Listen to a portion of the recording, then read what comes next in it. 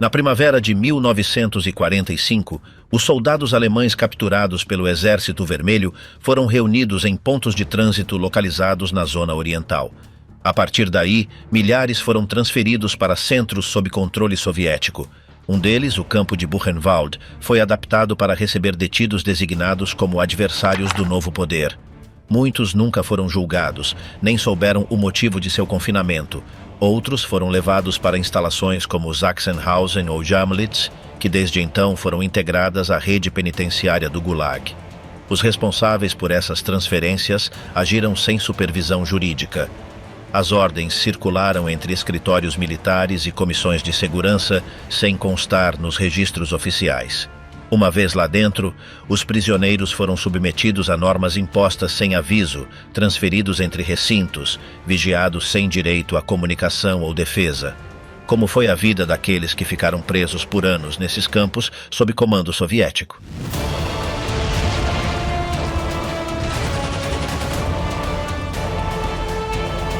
A queda do Reich e o cerco soviético a milhares de prisioneiros. Durante os últimos meses de 1944 e o primeiro semestre de 1945, a frente oriental começou a desmoronar, enquanto as forças soviéticas retomavam terreno. As unidades do Exército Vermelho passaram a controlar áreas que antes estavam sob domínio alemão, avançando rapidamente por regiões como a Ucrânia, a Bielorrússia, os países bálticos e, mais tarde, a Polônia e partes do leste alemão. As defesas organizadas pelo alto comando do Reich já não conseguiam conter esse avanço, e muitas das divisões em retirada foram obrigadas a abandonar posições sem possibilidade de reagrupamento. Esse processo coincidiu com a perda da Prússia Oriental, com a pressão na Silésia, e com o avanço dos soviéticos em direção à Checoslováquia e à Hungria. Enquanto esse movimento militar se expandia, centenas de soldados alemães foram capturados em diferentes pontos do mapa. Entre os grupos detidos havia combatentes regulares da Wehrmacht, mas também membros das SS, policiais do Reich e colaboradores do regime. Alguns haviam combatido na linha de frente. Outros pertenciam a unidades auxiliares ou administrativas. Em muitas localidades, os soviéticos incluíram em suas operações funcionários estatais, trabalhadores de transporte ou pessoas relacionadas a escritórios do partido. Também foram incluídos habitantes de zonas ocupadas que haviam sido designados para tarefas para o exército alemão. As detenções ocorreram de forma rápida, muitas vezes em meio a avanços ou recuos. A estrutura encarregada de processar os prisioneiros funcionava no local e não seguia o mesmo modelo em todos os lugares. Durante os dias posteriores ao fim oficial do conflito, os números de pessoas detidas aumentaram e as autoridades soviéticas dispuseram de locais temporários para concentrá-las. Em territórios como a Polônia, a Checoslováquia e o leste da Alemanha, foram habilitadas instalações provisórias, que funcionavam como pontos de espera. Em algumas regiões, usaram naves industriais abandonadas. Em outras, habilitaram galpões, armazéns ou espaços cercados com vigilância militar. Ali, os prisioneiros foram organizados em grupos e iniciou-se um processo de classificação que incluía a revisão de documentos, o reconhecimento de uniformes e a identificação visual. Essa etapa foi realizada sem normas estáveis. Cada responsável operava de acordo com o que tinha à mão. Os encarregados do registro reuniam os nomes, sobrenomes, graus hierárquicos e unidades em que cada prisioneiro havia servido. Em muitos casos, a informação dependia do que os detidos contavam. Também eram valorizados os sinais visíveis como insígnias, medalhas ou papéis encontrados nas roupas. As listas formadas nesse momento ajudavam a definir os passos seguintes. Alguns dos prisioneiros foram separados por pertencerem a corpos especiais. Outros foram designados para grupos gerais.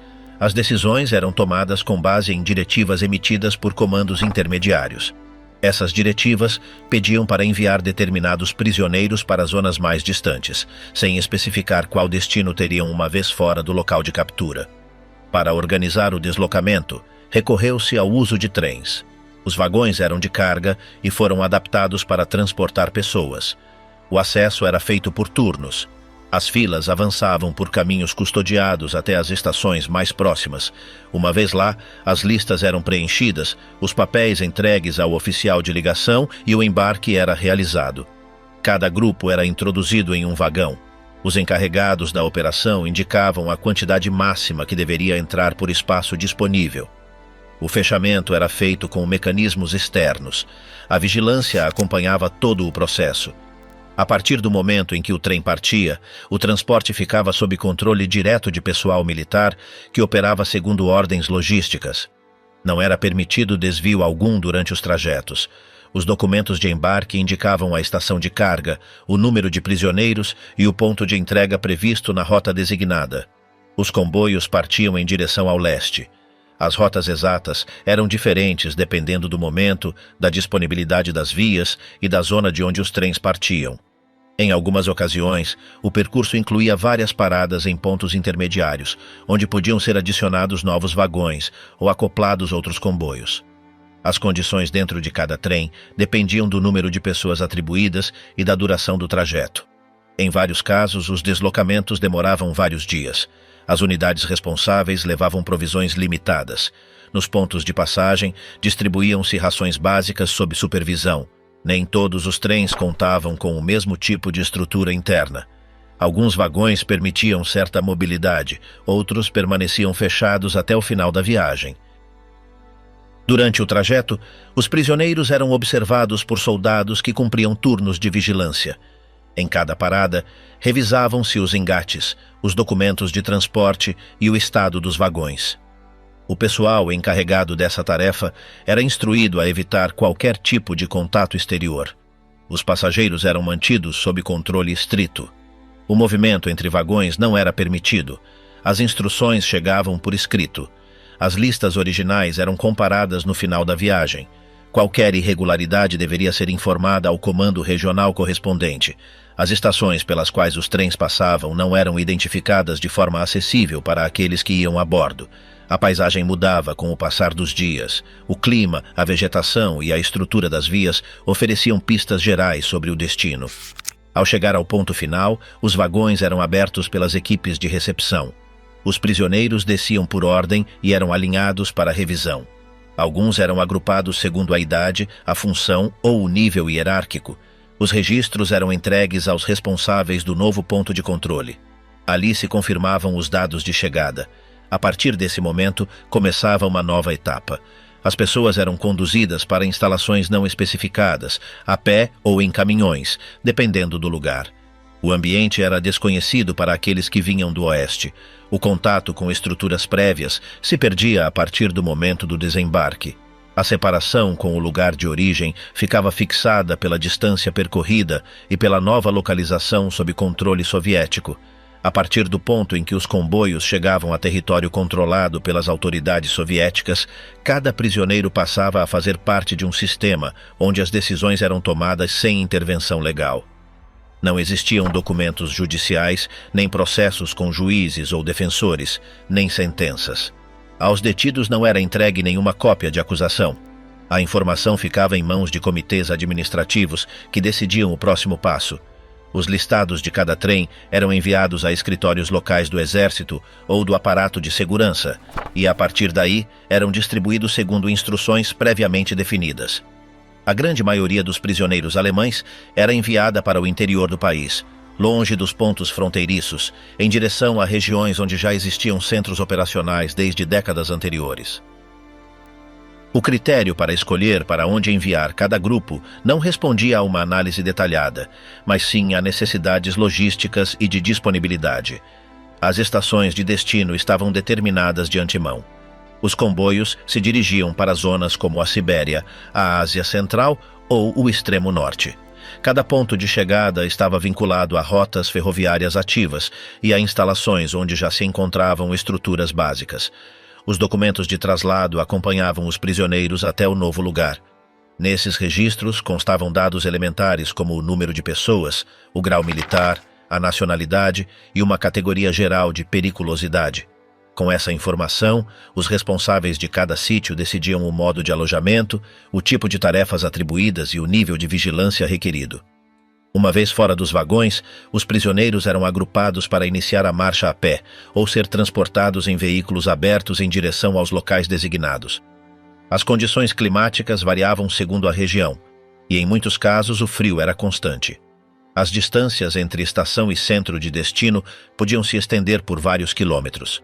Os comboios avançavam sem conhecer o nome do sítio, sem sinalização visível, guiados por escoltas que recebiam ordens diretas. Em alguns trajetos, os detidos eram obrigados a carregar seus pertences. A velocidade do deslocamento dependia da resistência do grupo. Ao chegar, eram conduzidos a zonas cercadas, onde esperavam a nova designação.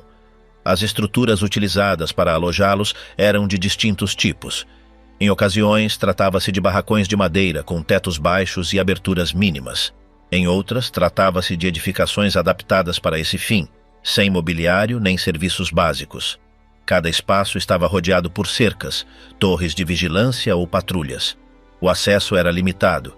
Aos recém-chegados era entregue um número, uma peça de roupa com identificação e, em alguns casos, uma ferramenta rudimentar.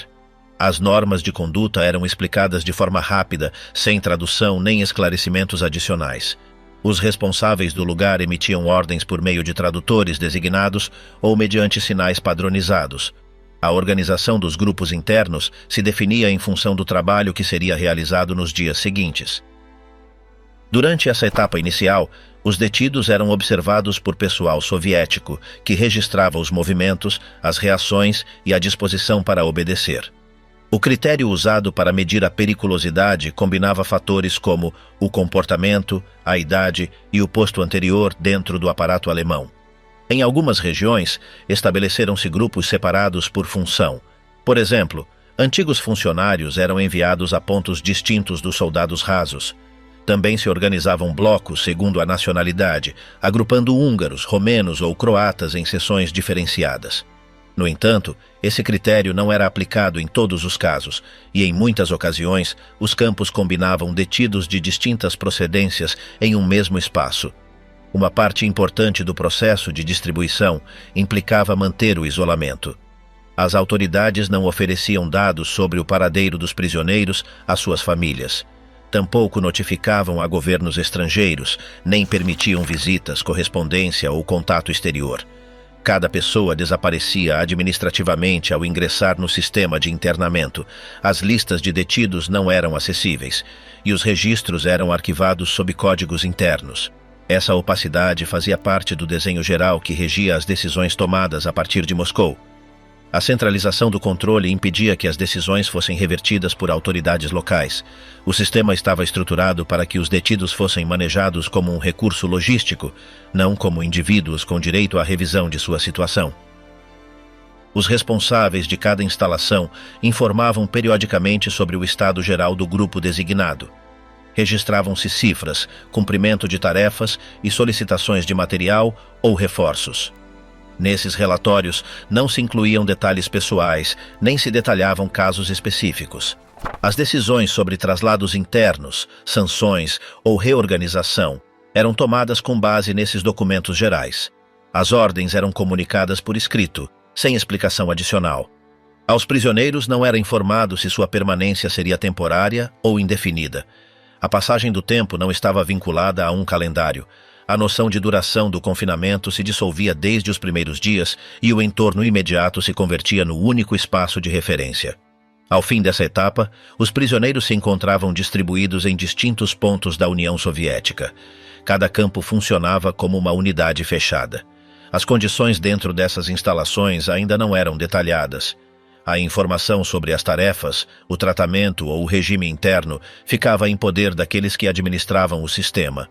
A partir de então, os prisioneiros alemães, capturados ao término da guerra, haviam sido absorvidos por uma rede que não constava nos mapas nem nos documentos oficiais dos países de origem. Sua localização física era conhecida somente pelos responsáveis diretos, e a possibilidade de retorno ficava fora do horizonte imediato. Com esse passo, sela-se uma separação total entre os detidos e qualquer estrutura prévia de identidade, procedência ou contato exterior. Como o Gulag absorveu o inimigo derrotado: ordem, distribuição e ocultação. Antes do final da guerra, já existia um extenso sistema de confinamento que operava na União Soviética sob uma lógica estatal. Esse conjunto de instalações espalhadas por todo o território, que depois seria utilizado para abrigar milhares de alemães capturados, vinha funcionando desde as décadas anteriores, com seu próprio regulamento, hierarquia e critérios de operação. De Moscou, o comando central desse sistema estava sob o controle direto do Comissariado do Povo para Assuntos Internos, também conhecido como NKVD, que havia absorvido competências militares, policiais e judiciais. Cada campo respondia a uma administração superior com divisões regionais, subordinadas entre si por escalas hierárquicas bem definidas. A origem deste sistema vinha dos anos posteriores à Revolução Bolchevique. A partir de 1929, com a consolidação do poder de Stalin, a expansão dos centros de internamento foi acelerada. Estruturas de vigilância foram estabelecidas em regiões remotas, sem presença urbana e com condições geográficas extremas. Esses locais foram selecionados por seu isolamento e porque ofereciam zonas de exploração de mineração, florestal ou de infraestrutura. O sistema não foi organizado como uma rede de castigo isolada, mas como uma ferramenta de controle de trabalho em massa que abastecia projetos econômicos estratégicos mediante o uso de mão de obra confinada. O pessoal encarregado desses lugares era formado por guardas treinados pelo NKVD, comissários administrativos e burocratas encarregados do registro. Cada campo tinha sua própria cadeia de comando, com responsáveis diretos pela produção, ordem interna e distribuição de prisioneiros. A lógica de funcionamento era econômica, atribuíam-se cotas de produtividade e media-se o rendimento coletivo sem considerar as condições humanas daqueles que estavam detidos. O planejamento saía de escritórios centrais que organizavam traslados, distribuição e controle de cada grupo, sem intervenção judicial nem acompanhamento civil. Uma das características mais marcadas do sistema era sua opacidade. Nenhuma dessas localizações aparecia nos mapas oficiais. As rotas de traslado eram decididas por canais fechados, e o acesso a informações sobre as localizações exatas era restrito ao círculo interno do aparato. Das zonas de detenção iniciais, os detidos eram enviados em trens para destinos que desconheciam, sob ordens seladas. As cartas eram retidas, a correspondência censurada e o paradeiro dos reclusos era apagado do âmbito familiar ou diplomático. O aparato funcionava sem supervisão externa, com o apoio de decretos internos que habilitavam detenções sem julgamento. Nesse contexto de controle territorial, a incomunicabilidade foi uma ferramenta-chave. Os internos eram divididos por perfis considerados perigosos ou reeducáveis. A categorização não requeria provas formais nem revisão legal. Bastava uma acusação de desvio ideológico, colaboração com elementos opositores ou conduta antissoviética. Os chefes de seção aplicavam manuais internos com parâmetros para catalogar cada indivíduo. Essa informação era registrada em documentos internos que não saíam do circuito oficial. Na prática, o prisioneiro ficava suspenso fora de qualquer sistema civil ou penal reconhecível. A função original do aparato não era apenas punitiva, mas também ideológica. Os campos foram utilizados como mecanismos de moldagem política. Através de trabalho obrigatório, censura interna e sessões de doutrinamento, o Estado procurou impor uma disciplina coletiva baseada na obediência absoluta à ordem soviética. Nos documentos internos, os prisioneiros não eram considerados culpados de crimes concretos, mas sujeitos a serem corrigidos por sua pertença a grupos sociais ou sua atitude diante do regime. Esse modelo se manteve inclusive nos anos de guerra, quando se reforçou a ideia de que o sistema servia para limpar a frente interna de elementos pouco confiáveis. A partir de 1943, enquanto avançava o conflito contra a Alemanha, foram ampliadas instalações preexistentes para prever uma possível superlotação. Foram reorganizadas rotas logísticas, reforçados postos de vigilância e elaborados planos para redirecionar o uso do sistema assim que as tropas soviéticas avançassem em direção à Europa Central. Isso não foi anunciado publicamente, nem foram redigidos decretos visíveis, mas as ordens circulavam nos gabinetes da administração central com objetivos claros: dispor de uma estrutura preparada para absorver aqueles que fossem classificados como inimigos do Estado após a ocupação de territórios alheios. Os escritórios encarregados dessas decisões continuaram trabalhando com a mesma lógica que nos anos anteriores. Foram conservados os métodos de distribuição, os sistemas de controle interno e os critérios de separação por tipo de detido. O funcionamento não mudou com a guerra. Manteve-se a prioridade de manter fechada toda a informação sobre os deslocamentos, os destinos e os critérios de atribuição. A única coisa que foi modificada foi a quantidade de pessoas que começavam a chegar de novas regiões e a origem dos acusados. Esse aparato não tinha nomes visíveis, nem estruturas abertas ao mundo exterior.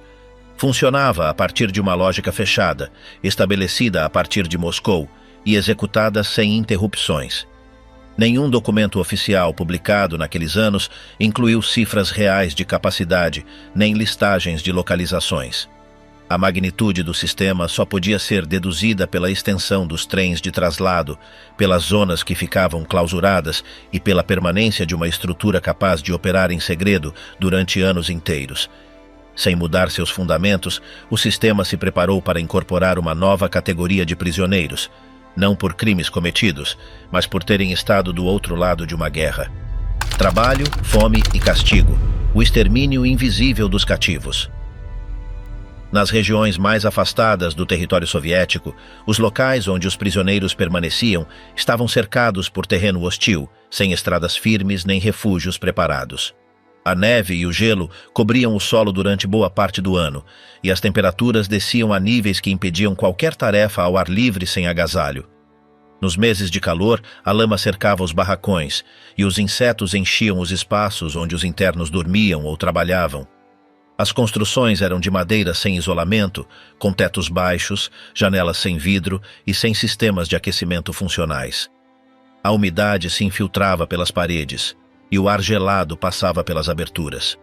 As camas eram tábuas alinhadas em vários níveis, onde dormiam com a mesma roupa de trabalho, muitas vezes sem cobertores.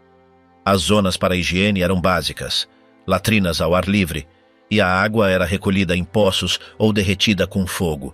Desde o primeiro dia, todos eram enviados para trabalhos físicos. As jornadas começavam de madrugada e terminavam ao anoitecer, sem importar o clima. As tarefas variavam segundo a zona. Em umas, extraíam minerais. Em outras, cortavam árvores ou carregavam pedras. Os turnos duravam muitas horas, sem descansos fixos, e o material de trabalho era escasso. Em ocasiões, nem sequer havia ferramentas suficientes, por isso alguns tinham que trabalhar com as mãos. As botas, se chegavam a distribuí-las, eram de borracha ou tecido, sem sola firme. Os casacos eram poucos e as luvas quase inexistentes. As mãos rachavam por causa do frio e os pés passavam dias inteiros úmidos. No refeitório, as rações eram escassas, sopa rala com alguns grãos ou pedaços de couve fermentada. O pão era medido por gramas. Alguns tentavam guardar comida, mas era difícil conservá-la. As doenças de pele, a tosse constante e a febre se espalhavam rápido. A atenção sanitária era mínima, às vezes apenas uma observação rápida. Quem não podia continuar era transferido para uma barraca distinta, sem aquecimento nem medicina. Ali ficavam no chão até que melhorassem por conta própria ou parassem de respirar. Em alguns lugares, a falta de água limpa e a superlotação agravavam os contágios. A vigilância era organizada por turnos semanais. O trato com os internos se limitava a dar ordens e fazer a contagem diária. Se era detectada uma falha, o grupo inteiro era sancionado. Podia-se castigar uma fila completa por um erro individual. Às vezes, a comida do dia era suprimida, outras vezes, eles eram obrigados a permanecer de pé sem agasalho durante horas. Também se usavam celas escuras, onde passavam dias sem luz nem contato. As ameaças eram permanentes. Os responsáveis usavam métodos de pressão para manter a ordem. Gritavam, empurravam ou forçavam a repetir as tarefas. Se alguém falava ou parava durante o trabalho, era designado para as tarefas mais duras. Embora estivessem isolados, a supervisão era constante. Com o passar dos dias, o esgotamento se acumulava. Alguns paravam de reagir, outros caíam sem forças para continuar. O frio extremo e a escassez de comida provocavam desmaios. Durante os invernos mais longos, aumentaram as mortes por congelamento ou por esforço. Os corpos eram recolhidos ao final do dia e trasladados para zonas afastadas, onde se acumulavam até serem enterrados. Os sinais de fraqueza se tornaram comuns. Os que ainda caminhavam seguiam em fila, enquanto observavam como outros desapareciam. O controle e as ordens não paravam. Os avisos dos escritórios continuavam chegando, e as jornadas seguiam seu ritmo habitual. A duração de cada jornada de trabalho não seguia um horário fixo, mas sim dependia da quantidade de trabalho atribuído pelos supervisores do campo. Se uma tarefa não era completada no ritmo esperado, os turnos se estendiam sem aviso até a noite. Alguns grupos trabalhavam mais de 12 horas diárias, sem interrupções organizadas, com descansos breves que se limitavam a minutos. As ordens eram entregues de forma direta pelos encarregados da brigada ou pelos próprios guardas, sem que houvesse explicação ou planejamento visível. Não era permitido questionar o motivo das tarefas. Exigia-se movimento contínuo, mesmo quando as condições do terreno o impediam. Em zonas pantanosas ou geladas, o avanço tornava-se quase impossível, mas a obrigação de cumprir o objetivo não diminuía. A lentidão era punida com gritos, perda de ração ou designação para trabalhos ainda mais pesados. A construção de caminhos, o carregamento de pedras ou o transporte de troncos eram realizados sem guindastes nem carrinhos de mão. Tudo era carregado nos ombros, com ferramentas improvisadas ou diretamente com as mãos nuas. As lesões na coluna e as fraturas sem tratamento eram frequentes. Quando as ferramentas eram escassas, eram compartilhadas entre vários presos. Nos acampamentos grandes, uma pá podia ser compartilhada entre 5 ou 6 pessoas. Os que não tinham nenhum instrumento deviam cavar com latas deformadas, colheres velhas ou restos de metal enferrujado. Durante as tarefas mais exigentes, o solo devia ser removido mesmo que estivesse congelado. Batia-se com picaretas cegas que quicavam sobre a camada de gelo. Às vezes, passavam-se horas desgastando o mesmo fragmento sem conseguir avançar. No inverno, a terra endurecida se misturava com água congelada que formava placas escorregadias sob os pés. Os trabalhos em pedreiras ou em zonas de mineração incluíam o transporte manual de blocos pesados, sem roldanas nem assistência mecânica. O peso de cada carga superava a capacidade física de uma única pessoa, por isso organizavam-se filas humanas para transportá-los entre 2 ou 3. Se um caía, o grupo inteiro era castigado. Às vezes, eles eram ordenados a repetir a operação desde o início, como medida disciplinar. Aqueles que não conseguiam se manter em pé eram separados do grupo e designados para tarefas de limpeza de latrinas ou de manutenção dos barracões, que também eram consideradas uma forma de sanção. As barracas eram construídas com madeira bruta, sem isolamento térmico. As fendas deixavam passar o vento e a umidade. Nas paredes acumulava-se geada durante a noite e nos tetos pendiam pingentes de gelo que caíam com o peso acumulado. O chão era de terra batida, que se convertia em lama após a chuva ou em gelo compacto durante a neve. Em cada cômodo, alojavam-se entre 20 e 40 pessoas. Dormiam sobre plataformas de madeira sem colchão, com cobertores compartilhados entre 2 ou 3. Os mais novos se localizavam perto da porta, onde o frio era mais intenso. As infecções na pele eram comuns. Os piolhos se propagavam com rapidez entre aqueles que compartilhavam cama ou roupa. As feridas abertas não recebiam atenção médica, salvo em casos extremos. Alguns tentavam proteger as feridas com retalhos arrancados de suas próprias camisas. As toalhas eram um artigo inexistente. A higiene se limitava a lavar as mãos com neve ou em baldes congelados. O sabão era entregue em forma de pastilhas quebradas, sem etiqueta, uma vez a cada 2 semanas. Os turnos para acessar as latrinas eram diminutos e realizados em grupo, sob vigilância direta. Se alguém demorasse mais do que o permitido, era impedido de voltar na próxima rodada. Os encarregados da disciplina patrulhavam os corredores internos e as zonas de trabalho. Portavam porretes ou cinturões, que usavam para impor ordem ou como advertência. Às vezes, bastava um olhar direto para receber um golpe. Outras, a mera suspeita de insubordinação era suficiente para que um prisioneiro fosse separado e levado para uma cela escura. Nessas celas não havia janela, cama nem cobertor. Apenas um espaço de concreto ou de terra, onde o detido permanecia de pé ou agachado. A duração do confinamento não era informada. A alguns os liberavam no dia seguinte, a outros depois de vários dias sem comida nem água suficiente. Os castigos grupais também eram frequentes. Se uma ferramenta perdida era encontrada, ou se alguma norma geral era violada, todo o grupo de trabalho era sancionado com jornada dupla ou com suspensão da ração. Em ocasiões, os turnos de sono eram cancelados e era ordenado que permanecessem de pé durante horas como forma de castigo. Os guardas escolhiam aleatoriamente alguém do grupo para explicar o motivo da falha, embora soubessem que ninguém conhecia a causa. A resposta incorreta era respondida com um golpe ou com designação para uma brigada de castigo. Os brigadistas eram reclusos designados pelos chefes do campo para controlar o resto. Não eram sempre os mais fortes ou os mais leais, mas sim os mais temidos. Sua função era denunciar infrações e fazer cumprir os turnos. Tinham acesso a melhores rações e dormiam em zonas mais protegidas. Alguns utilizavam sua posição para obter favores ou para castigar aqueles que lhes resultavam incômodos. Era permitido a eles insultar, empurrar ou privar de comida os que dirigiam, desde que cumprissem com as cotas de trabalho impostas. Os alimentos eram servidos em uma tigela metálica, com uma mistura de água morna, grãos mal cozidos e pedaços de pão escuro. A quantidade variava segundo o rendimento na jornada anterior. Quem superava a média recebia uma colherada extra, quem ficava abaixo, uma a menos. Essa diferença podia significar o início de um enfraquecimento irreversível.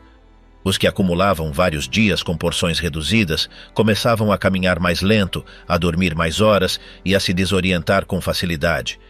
Quando isso ocorria, o resto do grupo evitava se aproximar para não ser incluído em futuras sanções.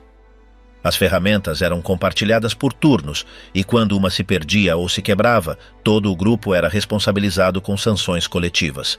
Em ocasiões, exigia-se cavar valas sem motivo claro ou mover materiais de um ponto a outro durante horas, sem receber explicação. As jornadas eram medidas por tempo contínuo e não por quantidade de trabalho completado. Então, quem finalizava sua tarefa antes do resto era imediatamente designado para outra mais pesada, sem pausa nem reconhecimento. Quando alguém caía no chão por esgotamento, era retirado pelos guardas sem que a tarefa do resto fosse interrompida. Os falecimentos não eram comunicados ao grupo. Os corpos eram retirados ao anoitecer ou ao amanhecer, sem cerimônias nem advertências, e os espaços que deixavam eram ocupados de imediato com outros recém-chegados. Em vários campos, os prisioneiros eram chamados unicamente pelo número designado ao chegar, que substituía seu nome de forma definitiva. Se esse número já não respondia ao chamado, simplesmente se escrevia um novo em seu lugar, sem deixar registro de sua passagem. Testemunhos do horror, vozes de dentro. À medida que os meses passavam, os relatos daqueles que conseguiram sair do sistema de campos começaram a refletir uma experiência que extravasava o físico. Um dos aspectos mais repetidos nesses testemunhos era a perda total da noção do tempo. Vários dos prisioneiros alemães, assim como outros reclusos do Gulag, mencionaram como, depois dos primeiros invernos, os dias deixavam de ter sentido. Um sobrevivente anotou que após o segundo ano confinado, já não sabia se era segunda-feira ou sábado, e que todos os dias eram iguais, sem diferenças visíveis entre jornadas de trabalho ou de descanso. Essa desorientação não se devia unicamente ao isolamento, mas também ao ritmo constante do trabalho, à vigilância e à rotina imposta. Outro tema central nos relatos era o confinamento prolongado sem notícias do exterior. Em muitos casos, os detidos passavam anos sem receber uma carta, sem saber se suas famílias continuavam vivas ou se seu país se lembrava de sua existência. Um detido alemão relatou que chegou a acreditar que sua mulher tinha se casado com outro, que seus filhos o tinham esquecido ou que a Alemanha já não existia. Essa incerteza provocava estados mentais extremos. Alguns começavam a falar sozinhos ou a repetir frases sem sentido. Nos barracões, outros detidos contavam que alguns companheiros acordavam gritando nomes de seus familiares e depois caíam em silêncio por semanas. A sensação de ter desaparecido para sempre se tornou uma constante. Um dos testemunhos recolhidos por Solzhenitsyn descreve como muitos resistiam a pronunciar seu nome real durante anos. Preferiam usar apelidos ou números. Um prisioneiro explicou que esquecer seu nome o ajudava a aceitar que já não era a mesma pessoa que havia chegado. Outro, também alemão, dizia que cada vez que ouvia seu sobrenome em voz alta, lhe parecia que se referiam a outra pessoa. A identidade se diluía, e a única referência era o número atribuído na lista do barracão. Em outros casos, a mente começava a inventar saídas. Houve aqueles que asseguravam ter sonhado com estações de trem que os levavam de volta à sua cidade. Alguns afirmavam que podiam ver suas famílias durante a noite e, ao acordar, ficavam sentados sem falar por horas. Um grupo de detidos afirmava que era melhor falar em voz baixa, ou não falar, porque as palavras fortes os traziam de volta à realidade. Um deles assegurava que um companheiro que costumava rir foi o primeiro a perder a noção do que era verdade. Começou a repetir que estava de férias na Sibéria e que voltaria na primavera. Vários testemunhos descrevem como certos detidos simplesmente se entregavam ao silêncio. Não falavam nem se queixavam. Caminhavam para o trabalho, comiam, dormiam e retornavam à fila sem trocar palavras. Um antigo militar da Wehrmacht relatou que os considerava os mais fortes porque haviam aceitado completamente sua situação. Segundo seu relato, quando um desses homens morria, os demais apenas abaixavam a cabeça. Ninguém perguntava por que nem como. O suicídio apareceu como uma saída não mencionada abertamente, mas presente nos comentários indiretos. Um prisioneiro escreveu que alguns simplesmente deixavam de comer, outros ficavam deitados durante horas sem se mover, embora soubessem que seriam golpeados. Outro relatou que em ocasiões alguém se jogava ao chão no meio do trabalho, fingia um desmaio e não voltava a se levantar. Os demais sabiam que era uma escolha, embora não se falasse sobre o tema. Entre os detidos alemães, surgiram também formas de tentar conservar algo de humanidade. Um ex-oficial contou que, a cada semana, repetia em voz baixa um poema que havia memorizado em sua juventude. Outro dizia que, à noite, repassava os nomes de todas as estações que se recordava do metrô de Berlim. Mais um desenhava mapas imaginários na neve. Apesar de tudo, reconheciam que cada inverno lhes tirava uma parte do que haviam sido. Um prisioneiro expressou que o frio o transformava em outro. Não só lhe tirava calor, mas também memória, palavras, desejo. Os fragmentos recolhidos em diferentes fontes coincidem em que os anos se tornavam blocos de tempo que não podiam ser distinguidos. Alguns contavam os invernos como se fossem capítulos. "Este é o quarto", dizia um, enquanto o outro respondia, "Para mim já é o sexto". Essa era a maneira de marcar a passagem do tempo, contando as nevascas, os dedos perdidos por congelamento ou os companheiros que não voltavam do trabalho. Muitos detidos evitavam falar do futuro. Nos testemunhos mais detalhados, nota-se como a linguagem mudava. Em vez de dizer "quando sairmos", diziam "se algo acontecer". O verbo sair era pouco usado. Alguns o evitavam de propósito.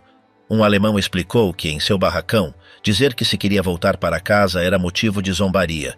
Chamavam-no de "o viajante" e paravam de falar com ele. Isso acontecia porque qualquer esperança gerava tensão.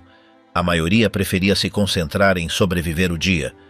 Em certas zonas do Gulag, segundo narrações recolhidas por autores posteriores, alguns prisioneiros chegaram a esquecer o ano exato.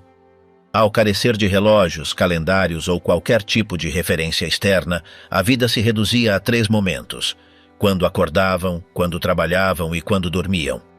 Um dos relatos afirma que os dias bons eram aqueles em que não acontecia nada, sem golpes, sem castigos, sem notícias.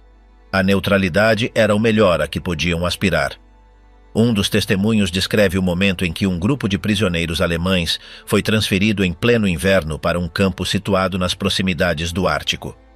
A marcha a pé durou vários dias, e durante esse trajeto, muitos não conseguiram se manter de pé. Os que caíam eram retirados do caminho, e o resto devia continuar sem olhar para trás. O grupo chegou sem saber em que ponto do mapa se encontrava. O vento gelado soprava sem parar, e os barracões não tinham janelas nem isolamento. O frio se infiltrava pelas fendas do teto e pelas tábuas sem vedação.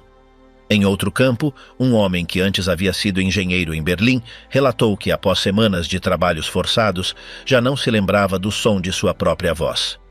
Ninguém falava durante a jornada, e à noite reinava um silêncio tão absoluto que, segundo disse, sentia que as palavras haviam enferrujado em sua garganta. Passaram-se semanas antes que se atrevesse a emitir uma frase completa, e quando o fez, notou que seu sotaque tinha se desvanecido. Um caso registrado nos arquivos de Colima falava de uma unidade de trabalho que extraía pedras a temperaturas extremas. Nesse grupo, um dos prisioneiros alemães repetia os números de 1 a 10 em voz baixa, uma e outra vez, como forma de manter a noção de tempo. Segundo o relatório, ele deixou de fazê-lo de um dia para o outro. Ficou parado, olhando para a neve, e não voltou a se mover. Foi enterrado sem identificação, como muitos outros. O isolamento era tão profundo que alguns perderam a consciência de que o mundo exterior continuava existindo. Um dos relatos recolhidos em Vorkutá indicava que, quando um recluso recebeu por engano uma carta atrasada que sua família havia tentado enviar anos antes, não reconheceu os nomes de seus filhos. Havia esquecido os rostos, as datas e os sons de sua vida passada. Ao lê-la, entrou em estado de choque e não pôde trabalhar durante dias. Foi confinado em uma cela sem explicação e depois reatribuído a outro campo sem que se voltasse a saber dele. Alguns documentos descrevem o costume de rasgar o uniforme em pequenos fios para trançá-los e contar os dias em nós. Vários detidos declararam em suas memórias que perderam a conta no segundo inverno. Um deles, procedente de Leipzig, explicou que, após tanto tempo, deixou de sentir fome ou frio como sensações concretas. Só se lembrava de uma sensação constante de vazio, como se o corpo já não reclamasse nada. Outros registros mencionam a prática do revezamento inútil, em que os presos eram obrigados a mover escombros de um lado para o outro sem nenhum fim real. Segundo um relatório de Norilsk, um dos prisioneiros escreveu que, após repetir essa tarefa durante semanas, começou a duvidar de sua própria existência. Não sabia se o que fazia tinha sentido ou se continuava vivo em termos reais. Afirmou que a única coisa que conservava era o instinto de se mover quando ouvia os passos do guarda. Houve casos de prisioneiros que deixaram de falar, comer ou reagir sem explicação. As anotações oficiais indicavam depressão prolongada ou estado de esgotamento extremo. Um deles foi achado morto sobre a neve, sentado contra a parede do barracão, com os olhos abertos. Os companheiros de cela não notaram sua ausência até a noite seguinte. Ao que parece, ele estava na mesma posição por horas. Em outro relato documentado, um detido que trabalhava como escrevente da administração do campo redigiu centenas de formulários sem saber qual propósito tinham. Segundo suas palavras, ele preenchia listas de nomes, datas e números sem nunca cruzar com uma cara ou uma voz. Afirmou que, com o tempo, começou a copiar os nomes dos companheiros que se lembrava de ter visto morrer, como forma de mantê-los presentes. Foi descoberto e afastado de seu posto. Depois, foi designado para a extração de carvão e não voltou a escrever uma linha. Alguns testemunhos recolhidos por observadores posteriores falaram do efeito psicológico do silêncio exterior. Um dos alemães relatou que, durante os primeiros anos, continuava esperando que chegasse alguma informação do outro lado da fronteira. Com o tempo, resignou-se à ideia de que já não existia mais nada além dos muros do campo. Perdeu a esperança de saber se sua família continuava viva. Segundo ele, o pior momento não foi o da fome ou do frio, mas o instante em que deixou de sentir curiosidade pelo que acontecia lá fora. Em suas palavras, foi ali que entendeu que já não restava nada a recuperar. O regresso impossível, libertações, sequelas e silêncio. Após o falecimento de Stalin, no início da década de 1950, algumas estruturas de controle dentro do Estado soviético começaram a se reorganizar. Um dos efeitos dessa transição foi a revisão de certos processos que afetavam os detidos estrangeiros. Entre 1953 e 1956, foram implementadas medidas para permitir que vários grupos de prisioneiros do eixo fossem enviados de volta a seus lugares de origem, embora nem todos tenham recebido esse benefício de forma imediata ou sob condições claras. Os libertados nem sempre sabiam com antecedência que seriam transferidos. Em muitos casos, era-lhes comunicado de forma repentina e sem explicação. Saíam do campo sem certeza sobre seu destino, acompanhados por vigilância armada até alguma estação ferroviária ou instalação de passagem. Durante esses trajetos, evitavam falar ou olhar para os lados. O regresso não era igual para todos. Alguns foram levados para zonas sob controle soviético na Alemanha Oriental, enquanto outros foram entregues às autoridades da República Federal. As listas não eram publicadas nem compartilhadas com os familiares, e muitas pessoas foram reportadas como desaparecidas mesmo depois de terem sido postas em liberdade. Os que cruzaram a fronteira em direção ocidental eram geralmente mais observados. Uma vez em território alemão, podiam ser interrogados por pessoal local ou estadunidense. As perguntas giravam em torno de seu tempo de reclusão, dos lugares onde estiveram, e se conservavam memória de outros detidos. Nenhum organismo lhes oferecia ajuda médica ou jurídica após o retorno. No leste, o processo era ainda mais fechado. Os que reapareciam em cidades ou povoados eram recebidos com incerteza. Não lhes era reconhecido nenhum status, nem lhes era concedido apoio estatal. Os corpos de muitos regressavam visivelmente deteriorados, abaixo do peso, com movimentos lentos, dentes quebrados ou ausentes, marcas visíveis nos braços e pernas, olhar perdido. Alguns tinham dificuldade para falar ou para se manter de pé durante mais do que alguns minutos. Os mais idosos não suportaram a readaptação, faleceram em poucos meses ou ficaram prostrados sob o cuidado de familiares que desconheciam o que haviam atravessado. Tampouco podiam explicar muito. Frequentemente, as palavras não bastavam, ou as lembranças interferiam com a capacidade de relatar o vivido. Os efeitos mentais eram igualmente graves. Alguns acordavam no meio da noite com episódios de pânico. Outros evitavam lugares fechados, ruídos fortes ou pessoas com uniforme. Muito poucos aceitaram relatar com detalhes o que havia acontecido durante os anos de confinamento. Em muitos lares, manteve-se um silêncio constante. Os casais que haviam se separado antes da guerra já não compartilhavam vínculos, e em vários casos os filhos desconheciam por completo a história de seus pais. Evitava-se mencionar o passado. Era mais seguro fingir que tudo havia sido diferente. Em nenhuma região do país foram criadas comissões para revisar esses casos. Não foram convocadas audiências nem estabelecidos programas de assistência ou acompanhamento. Os arquivos soviéticos não foram abertos. Os dados disponíveis eram fragmentários, contraditórios ou inexistentes. As famílias que tentavam reconstruir a história dos desaparecidos não obtinham resposta. Os registros paroquiais, civis ou militares estavam incompletos. Em muitos casos, os nomes figuravam como mortos em combate ou como ausentes sem explicação. Durante os anos 60, alguns ativistas, advogados ou jornalistas tentaram trazer à tona o que havia acontecido. Publicaram artigos, promoveram encontros e organizaram conferências em várias cidades da Europa Ocidental. As denúncias apontavam para práticas de detenção sem julgamento, uso de centros penitenciários fora do âmbito legal e ocultação de mortes em massa. No entanto, a divisão política do continente impedia avanços reais. As autoridades soviéticas qualificavam esses relatórios como propaganda hostil.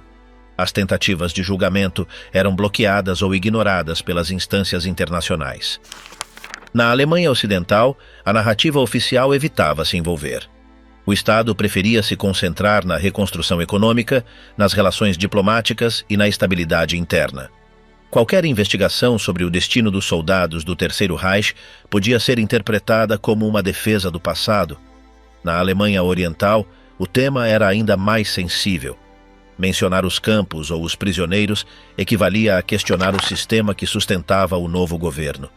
Mesmo entre sobreviventes, falar demais podia provocar vigilância ou consequências trabalhistas.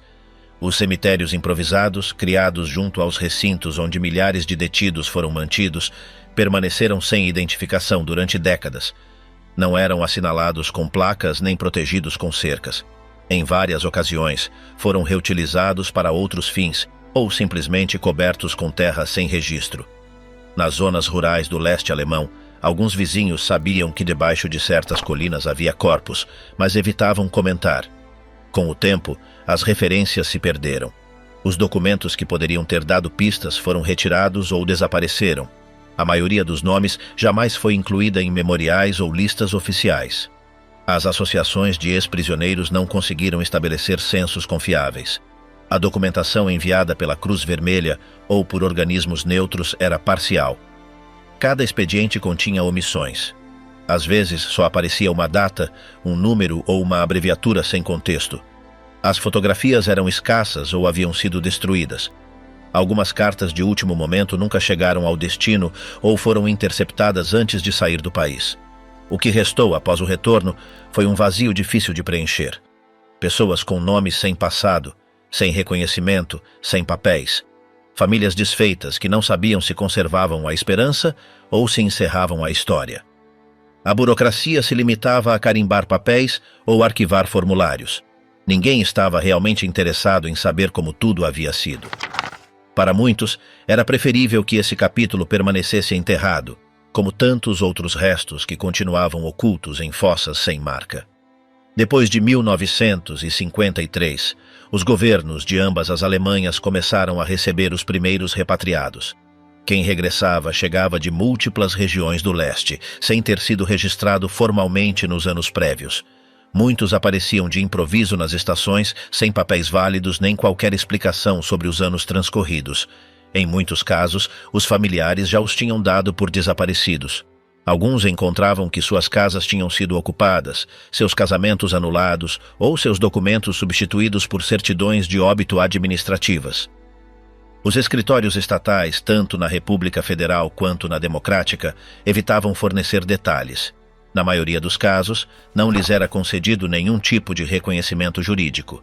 Os arquivos existentes eram mantidos restritos ou dispersos em organismos soviéticos.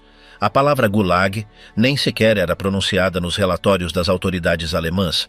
Tampouco eram facilitados meios para depor perante tribunais internacionais ou reclamar compensações econômicas. O silêncio administrativo era absoluto. Aqueles que conseguiam refazer sua vida dentro dos limites de suas cidades de origem eram considerados casos isolados. Alguns tentaram relatar sua experiência em círculos próximos, mas seus testemunhos eram descartados ou interpretados como propaganda de guerra. A memória coletiva omitia sua história. Não eram exonerados nem condenados, simplesmente eram apagados do discurso oficial. Nos anos 60 e 70, alguns sobreviventes começaram a escrever relatos e solicitar entrevistas em emissoras ou jornais, especialmente na Alemanha Ocidental. No entanto, o contexto político da Guerra Fria limitava qualquer possibilidade de tornar suas vozes visíveis. Na República Democrática, os antigos prisioneiros eram inclusive vigiados pelo aparato de segurança local. Era-lhes proibido participar em espaços públicos ou questionar os acordos estabelecidos com a União Soviética. Nos arquivos do leste, permaneceram selados numerosos documentos vinculados às detenções, aos traslados e às mortes administrativas ocorridas em território alemão e soviético. A maioria das sepulturas onde os falecidos foram enterrados permanece sem sinalização. Nem as autoridades russas, nem as alemãs impulsionaram políticas para identificar os corpos, nem para devolver seus restos às famílias. Nas listas oficiais de baixas do pós-guerra, milhares de nomes ficaram na categoria de desaparecidos sem rastro. A nível social, muitas famílias evitaram falar do ocorrido.